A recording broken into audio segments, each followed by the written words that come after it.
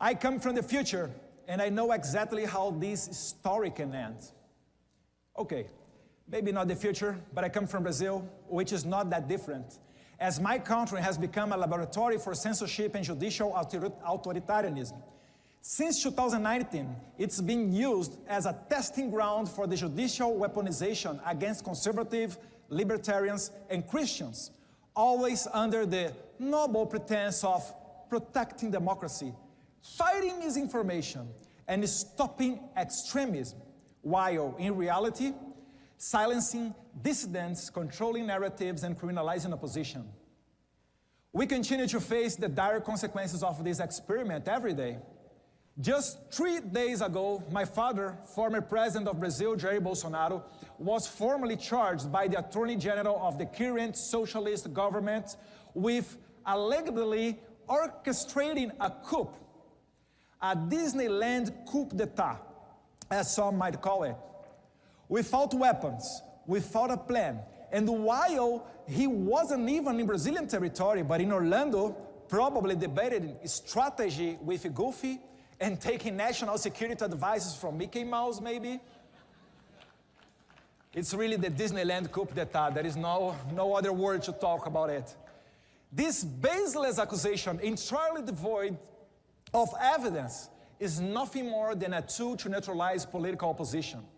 It mirrors the same tactics used against the opposition in Cuba, Venezuela, and Nicaragua.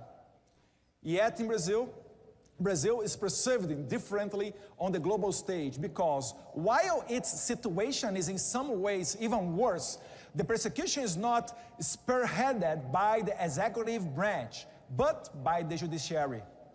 And that makes it all the more dangerous. We are not talking about a dictatorship in the traditional sense. We are talking about a place where tyrants issue decrees and suppress opposition openly. No. In Brazil, the judicial system has been weaponized, creating an illusion of legality while systematically dismantling democracy from within. And guess who helped found this experiment? Right? Agencies like USAID and NED, institutions supposedly dedicated for promoting democracy, but in reality, channeling resources into censorship, judicial overreach, and political persecution in my country. Let me introduce to you a man named Alexandre de Moraes. He is not an elected official. He is a Supreme Court justice who has given himself unchecked power to decide who can speak, who can run for office, and even who can go to the prison. Under his watch, Brazil has become a country where social media platforms are forced to silence opposition voices or face billions in fines. Judges and bureaucrats, not the people, decide who is fit to run for office.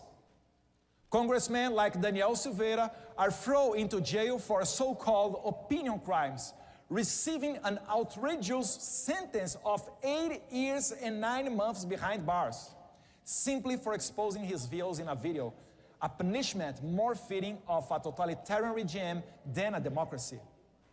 And, as I said, even the former president, Jair Bolsonaro, is at risk of being arrested on the same kind of bogus charges used against opposition leaders in Venezuela, Cuba, and Nicaragua. But it doesn't stop there. The judicial system has become an instrument for persecution at every level.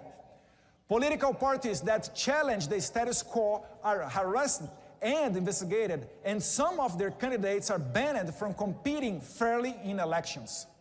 Independent journalists face exile or worse, imprisonment for exposing government corruption or criticizing the judiciary.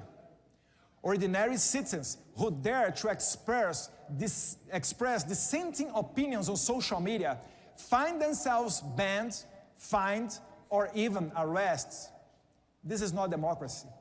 This is a judicial overreach. This is lawfare.